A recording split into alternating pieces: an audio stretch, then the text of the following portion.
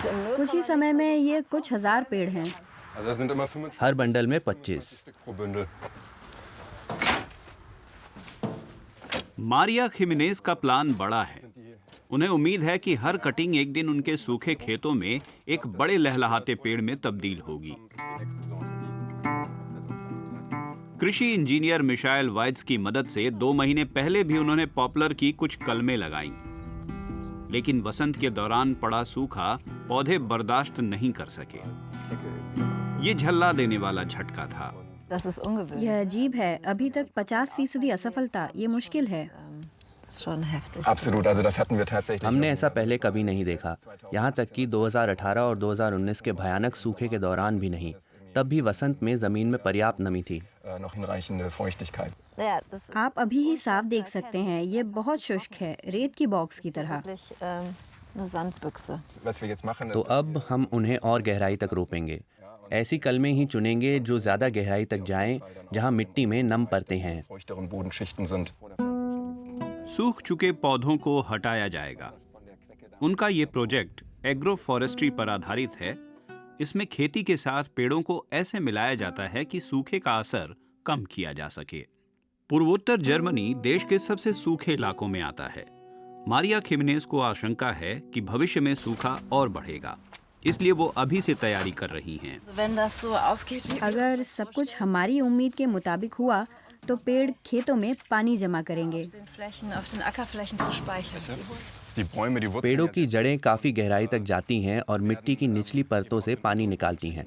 फिर वाष्पीकरण होता है और एक तरह से पूरा इलाका ठंडा होता है। इसके चलते पेड़ों के बीच मौजूद फसल ज्यादा आसानी से फलती है।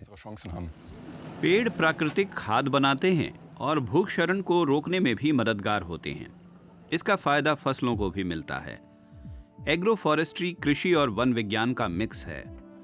इसमें जलवायु परिवर्तन से लड़ने की संभावनाएं भी बताई जा रही हैं। विशेषज्ञों के मुताबिक भविष्य में जर्मनी में बारिश कम नहीं होगी, बल्कि 6% बढ़ेगी। लेकिन ये बारिश सर्दियों में होगी। पेड़ इस दौरान गर्मियों के लिए पानी स्टोर कर सकते हैं। उस वक्त उन्हें इसकी सबसे ज्यादा जरूरत पड़ती है। लेकिन फिलहाल एग्रो फॉरेस्ट्री पर ज्यादा ध्यान नहीं दिया जा रहा है। सरकार भी इसकी फंडिंग नहीं कर रही है। जब आप सहायता के लिए आवेदन देते हैं तो कृषि योग्य भूमि पर पेड़ लगाने के लिए आपको फंडिंग नहीं मिलती, और अगर आप बहुत ज्यादा पेड़ लगाएंगे तो जमीन कृषि योग्य भूमि का दर्जा खो देगी।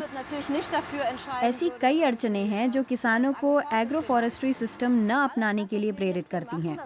हम यहाँ ये सब कुछ इसलिए कर पा रहे हैं क्योंकि हम किसान नहीं हैं। हम बाहरी लोग हैं जिन्हें खुशकिस्मती से यहाँ थोड़ी जमीन मिल गई।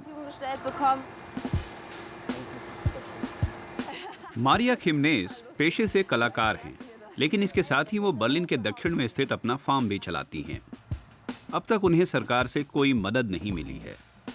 2007 में यूरोपीय संघ ने एग्रो फॉरेस्ट्री को अपने ग्रामीण विकास कार्यक्रम में शामिल किया, लेकिन जर्मनी ने इसे अब तक लागू नहीं किया है।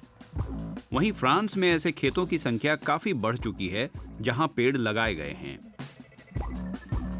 रिसर्च दिखाते हैं कि एग्रो फॉरेस्ट्री वाली 100 हेक्टेयर जमीन में इतनी पैदावार होती है जितनी 140 हेक्टेयर के एक आम खेत में। गर्मियों में सूखे के दौरान पौधे बहुत तनाव में होते हैं। अगर बारिश नहीं हुई तो यहाँ भी ऐसा ही होगा। तो क्या पॉपुलर के ये नन्हे पौधे इस बार की गर्मियां झेल पाएंगे? 5 हफ्ते पहले उन्होंने बर्लिन के दक्षिण में मौजूद रेतीली जमीन पर पॉपुलर की कलम लगाई थी। चलिए देखते हैं आज उन पौधों का क्या हाल है। हाल के हफ्तों में यहाँ बीते 2 साल के मुकाबले ज्यादा बारिश हुई है, बहुत ही ज्यादा। लेकिन यह भी पर्याप्त नहीं है। जमीन अब भी रेगिस्तान की तरह बहुत रूखी है, लेकिन यह पेड़ों के लिए काफी है। हमने जितने पौधे यहाँ लगाए, करीब करीब उन सब में अब पत्तियां आ चुकी हैं। वे बहुत अच्छी तरह बढ़ रहे हैं। नन्हे पौधों को काउच घास जरूर परेशान कर रही है, लेकिन इसे हटाने के लिए वे किसी खरपतवार नाशक का इस्तेमाल नहीं करते। घास को हाथ से छांटा जाता है। पॉपुलर बहुत तेजी से बढ़ता है, लेकिन इसके बावजूद कुछ साल तक इंतजार करना होगा।